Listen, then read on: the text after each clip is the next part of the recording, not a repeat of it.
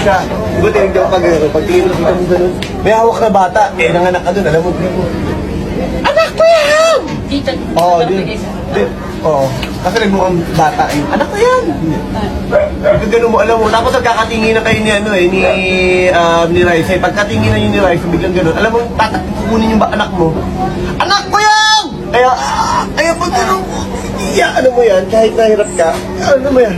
Si Raisa naman, pagka gano'n niya, mamaya makikita mo, pag nag-answer siya dito, gusto man niyang itakbo, makikita ni Raisa, ano eh, may mga nakaas pa kayo ng show sila eh, wala nang choice eh, kaya pag sunod ni Raisa, pag unit ni Raisa, hindi niya alam kung saan siya pupunta.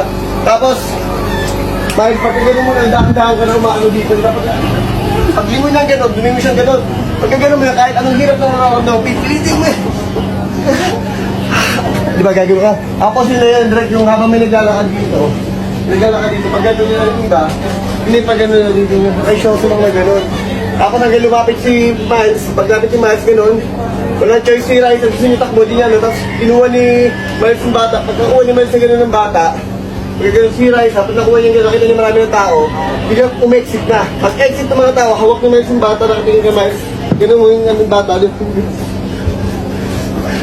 parang nagsasorry sa kanya na parang pinabayaan siya. Tapos parang yung mga tao, umisyoso na parang ganyan, saka naglapitan direct. Okay. Yung ano po. Okay. Hindi magagaling kayo ng talents.